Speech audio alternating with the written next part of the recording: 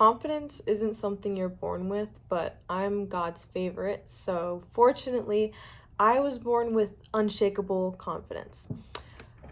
While that could be a good thing and a bad thing, knowing that I have knowledge on how I got very confident, also, do I understand the struggles of not being confident? While I was born with unshakable confidence, I struggled with confidence at some points in my life too. And while I was born with that gift, I lost myself. I lost myself for a long time. And I think that was actually like really good. It was really good because not only did I get to reflect on parts of myself that I didn't know I was struggling with behind closed doors, I got to relearn. I got to relearn how to be confident. And I think that made my knowledge of it even 10 times more knowledgeable, because if I'm just born with confidence, then I didn't really like learn how to have confidence. But I don't know. So I'm going to explain 10 ways, 10 tips on how to have unshakable confidence and just have like a magnetic aura, because like I've gotten compliments before, and those are the two things. Like, you're so confident, like I feel like I'm just like drawn to you, or like people just like open up to me, like I barely know this person, they just feel like they can open up to me. And I don't know, I just find that interesting. So my first tip is body language. Good posture. Okay, I'm talking with my hands, I'm charismatic, very demure. You know, I think that if you're slouched over and you're talking and like you're playing with your hands and stuff, what do you think that says? What do you think that says about your character? What do you think that says about yourself? Now, I don't think that you should stop being yourself. That's not what I'm saying. But if you want to be a more confident person, you have to start acting like a confident person. Fake it. Fake it till you make it. Half of my confidence, completely faked. I don't want to be making a video. I want my makeup off. I want to be in my bed. But you know what? I want to be a version of myself who talks about things and can be confident on camera. I want to be more confident on camera, so I'm acting confident. And here I am. Like, have good posture. I'm not stuttering over my words. I'm using good body language, positive body language. If I'm slouched over and I'm not making eye contact, and that's not acting like somebody who wants to be confident. Okay, so you have to embody that. Embody someone. You know what I like to do? I like to pretend I'm a celebrity. Okay, I get like alter egos. Like if I'm in a situation where I don't feel confident, I just like put on my head. I'm like, right now I'm, what's her name? Maddie Perez from Euphoria. And she's one of the most confident characters I can think of, really. So I switched it on in my head. I'm like, okay, I'm Maddie Perez, and I start acting accordingly. And no, that's not faking your personality. If I want that confidence, then I'm gonna embody confidence. I'm not gonna start dressing like Maddie Perez. No, thank you. Nothing wrong with her outfits. It's just not my personal style. I am stuttering over my words, but I'm not crying about it like a baby because I'm confident. Goodness gracious. Number 2, speak with power and purpose. Okay, I struggle with this. I still do. It's like rushing while speaking and going like jambling and stuff like that. I still struggle with this, but filler words like and like you sound dumb, that's kind of goes hand in hand. Oh, sorry, I have something on my nose. What the fuck? Project your voice. You obviously you don't want to be yelling at the person. Don't want to be all up in their face and stuff like that. But when you're talking, talk like you're sent from God, because you literally are sent from God. Every single room that you walk into, God sent you into that room. You are God sent. Every single place you walk into, every single conversation you have with somebody, you're God sent, because God literally sent you to that moment. It's not a coincidence you're having that conversation. Act like you were put there for a reason. And slow down your speech. Pause before answering questions when you're talking with someone, because 1, you have time to think, and 2, you're calm, collected. You can a lot more easily communicate. Number 3, an abundance mindset. Goodness gracious, abundance mindset. You have to believe fully and completely that the opportunities in this world are absolutely limitless. You need to change your mindset from lack to abundance. Now, I could go on about this for hours. I could go on about this, go on about how this world has so much love to offer and so much abundance and prosperity. And you need to just become aware of that. It's going to take atomic habits. It's going to take a whole bunch of mindset readjustments to really grasp onto that concept. But the world is so truly full of love, and grasping that concept is one of the most important things in order to have confidence. And with having an abundance mindset, there's lack and there's abundance. With a lack mindset, you're kind of in the energy of being needy, where like every little thing you can get, you have to grasp onto it and you have to like hold on tight, while abundance is allowing. So pretend there's somebody in your life and you're like needy with them. You're needy. You are coming from a place of lack. You're like, I need more of this person. I need more of it. I need to hold on to it as much as I can, because you're coming from a state of fear. If you have someone or something in your life and you're coming from a state of fear, you're constantly going to be grabbing on it and suffocating it. And when you chase something, when you suffocate something, it's natural instinct. It's by law, it's going to go the opposite way. What you chase will run. So with an abundance mindset, you know that what's meant for you will come and it will stay. What's meant for you is going to come. That's that. What's not meant for you is going to go. And it's all in best case scenario. Like, your life is literally written out perfectly for you. And that doesn't mean you can't change your future. Right now I'm deciding to change my future by talking to a camera. I could have decided to just go to bed.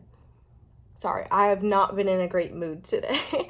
But I'm still so happy to be like. 4, develop a strong self-image, self-concept. How you conceptualize yourself. Self-concept. So self-concept is basically, how do you see yourself? Who are you? Do you see yourself as someone who's confident? Do you see yourself as somebody who wakes up early? Do you see yourself as somebody who drinks enough water? Or do you see someone who sleeps past their alarm, someone who doesn't drink enough water? So something that I thought of from this book, Atomic Habits, is, so pretend you're a smoker and you want to stop smoking. You get offered a cigarette. One person who's trying to quit smoking is going to say, no, I'm trying to quit smoking. The other person is going to say, no, I'm not a smoker. The person who says, no, I'm not a smoker, changed their identity.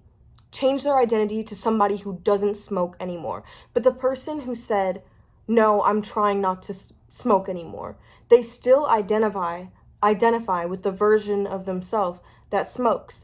Even though they say, oh, I'm trying not to, they still identify with that version of themselves.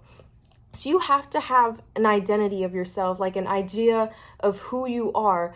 And that it's a lot deeper, actually. Like, it's crazy. It's crazy how you see yourself really affects outward, because the world is just a mirror. The world is just a mirror of what's going on in here. What's going on in here is just going to be reflected out. That's law. That's the law of assumption, law of attraction. I could go off about that for a long time. But the way you see yourself is the way other people are going to see you. Okay, if you see yourself as lazy, pathetic, you never get what you want, you are awful at talking to people, that's exactly how other people are going to see you too. Because that's what you're projecting outward. Whatever is inside is going to project outward. So how you see yourself is how other people are going to see you as well. You can use affirmations to convince yourself that I am magnetic, I have confidence. Because if you when you repeat things in your head, it saturates into your subconscious mind, okay? I know I sound crazy, but if every day you wake up, the first thing you do is take a sip of water, after I don't know how long, I think it's like 21 days, it's going to become a habit. You're going to wake up and the first thing you're going to do is going to take a sip of water. Because your thoughts, your subconscious has taken that and it's made it something that's automatic now.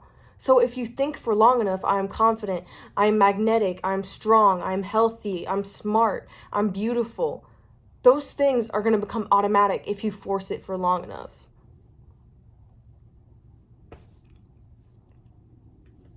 Number 5, prioritize self-care. And I know people are out there just like, oh, looks don't matter. It's what's on the inside that matters. Yeah, that's true. But most of the time, your outward appearance reflects how you're feeling on the inside. Okay, so if somebody's looking busted, if someone's looking, chopped. If someone's looking chopped, it's probably because they got some inner work to do. I know when I'm looking chopped, I know I'm not having the best mental state. I know when my skin breaks out a lot, like it's either hormones and stress and stuff like that. So when you take care of your body and your mental, that's like your body, your mind, and your spirit. That's the trifecta. When you got all 3 of those things, babe, you're gonna be glowing. You're gonna be glowing from the inside out. Absolutely. When you feel good in all aspects, when you have a good mental diet and sorry, my sister just started calling me. When you have a good mental diet and you're thinking to yourself positive thoughts and getting rid of the automatic negative thoughts, which ants, that's what we call them, ANT, automatic negative thoughts, ants, we get rid of them. We don't want those anymore. When you feel good, you look good, you project good. Confidence, you what you're feeling on the inside, it's just law. That's law. You're going to dress the way that makes you feel powerful and confident. Now, my personal style is going to be different than your personal style, okay? But if I were to wear what you wanted to wear, I wouldn't feel as confident as wearing what I want to wear. So you need to figure out what makes you feel comfortable, what makes you feel confident, because while, yeah, obviously I have outfit inspiration on Pinterest and stuff like that because I think the outfits are cute. When you have your own unique style tailored to you, you feel more like yourself than ever before. When I started wearing clothes for me and not wearing clothes for other people, that's when I truly started to feel like myself. And when you feel like yourself and when you are yourself, you are something that the world has never seen before. And you know what the world loves? Uniqueness, newness, differentness. Is differentness a word? Differentness. Uniqueness. Because life is so boring sometimes, because people get home from their 9-to-5 jobs, they put on Looney Tunes, they're eating their, TV dinner and shit. They need something alive, something different. And when you can express that in all aspects, when you can be confident and you can be yourself, not only are you feeling good about yourself, you're inspiring people. So dress in a way that makes you feel powerful and put together. Don't be going out looking chopped. Hygiene. Goodness gracious. Some of you guys need deodorant. Goodness gracious. When you take care of yourself, when you're showering, you smell good. Your skin's silky. Your hair is... Okay, my hair needs to be redone, but your hair feels good. Like, when you're doing things that make you feel good and things that make your body better, working out. You guys need to work out. Summer's coming up. It's like 4 months away.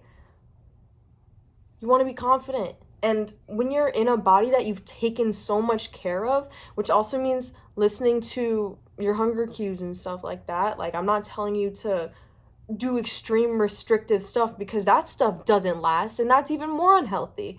You need to be taking care of yourself. You need to be taking care of your skin. You need to be drinking enough water.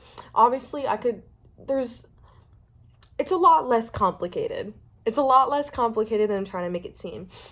But when you prioritize your self-care And taking care of yourself, that's going to reflect backwards. You take care of yourself, the world's going to take care of you.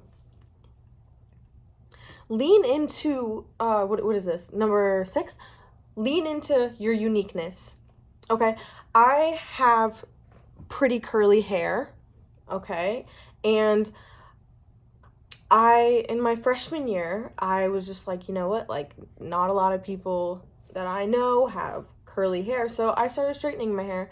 And then I just started to like blend in. But then I kind of realized one day that I don't want to blend in, and I don't feel like myself when I blend in. And so now my hair is natural. And that's just like a little story, like a little thing that I think of sometimes, because I damaged my hair straightening it. I damaged my hair trying to be somebody that I wasn't. While still sometimes when it's like a special occasion and I want to try something different, different than my usual curly hair, I will straighten my hair because it's something I enjoy doing and it makes me feel confident. But I feel really, really confident when I have something I'm born with. And this is just like physical stuff like that, but everybody is born with their own interests. Everyone's born with their own preferences. Lean into those. Lean into what makes you different. Your favorite color. Make your whole personality about your favorite color. My favorite color is purple, and everybody I know knows that. That's what makes me different. Obviously, purple is other people's favorite color and stuff too, but it's my color. Purple is Simone's color, and everybody knows that. And that's kind of like not important, but I just want to put that out there because I love purple. Lean into what makes you different, okay? Whatever that speaks to you, because I know the things that I'm different with. I know I'm definitely special somehow in the head. But, I mean, not complaining. So is my boyfriend. Lean into what makes you different, because there's only one of you. Let me find my book. I'm reading this book. It's called 3 Magic Words. And let me find what it says. It says something about there's like only one of you, and it's called Competition versus Creativeness. The essence of mankind is not competition, it is creativeness. In all this world, there is not another you, nor has there ever been another you. Is it not ridiculous to attempt to mold yourself into the likeness of your fellows, to attempt to undo the work of God that God has done? For you, and a special part in the form you now occupy, part of the universal intelligence, you are manifested here on this earth in the form you now occupy to do your work only you can do. No matter how humble your job may seem, take heart. The universe has desired no other person like you. Only you can be you. That's a bar. Only you can be you. You, Vanessa. Only you can be you, Vanessa. There's no other you. So be yourself. Control your energy and your presence. When you walk into a room, don't be like, obviously, like first impression, not first impression, obviously, if it's people you know, but when you first walk into a space, that sets the tone. If I walk into a room and I'm playing with my hair, I'm not making eye contact, that just sets the mood, and they're just like, So walk in like God sent you, because God did send you. Be mindful of your energy. Stay calm, grounded. Grounded energy is very powerful. Now, I have a very bubbly personality. I love to talk. I love to chit-chat. Anything that involves me using my vocal cords, I love it. I love talking to people. I love communicating. But while I can be very energetic and charismatic and bubbly, I remain grounded most of the time. So I can have a fun conversation. I can have fun, but at the same time, I have a foundation, and I'm not going to let myself bubble over. I'm not going to let my emotions take over the conversation. I own the conversation. I control the conversation. My emotions are there. My emotions make it fun, but my emotions don't run the conversation. I do. And number 8, have a playful, positive attitude, okay? Life isn't that serious. Confidence isn't that serious. Just be playful and fun. Like, laugh. Have a lighthearted attitude, because it's not that serious. It's really not that serious. Everything that you have on a pedestal and everything that you find super important isn't important. Nothing is important. That job interview, it's not that important. Okay? The person that's talking to you is just like any other human being. You need to reduce the importance, because when you make something important, you're making it something like higher than you, something above you, something that's out of reach. But everything is neutral. Everything is on the same line, okay? Everything is neutral. This book and this box of tape, they're different, okay? But the book isn't better than the box of tape because it has more knowledge in it. They're the same thing, but someone who likes reading might put this above the box of tape, and someone who likes scrapbooking might put the box of tape above it. So it's all subjective. There's nothing better than the other thing. It's the importance you bring to it. A cup of water to me right now won't be that important. A cup of water to some thirsty kid in Africa would be super important. So think about it like this. Nothing is that important. Nothing is important. It's only important because you make it important. Mic drop. Nothing's that important. So stop taking life so seriously. It doesn't need to be that serious. Laugh a little. Be humble. Be humble. You don't need to be flaunting either. This is like a bonus tip. Number 9, set boundaries and be very selective with your time. Okay. This actually might be one of the reasons my boyfriend and I got together.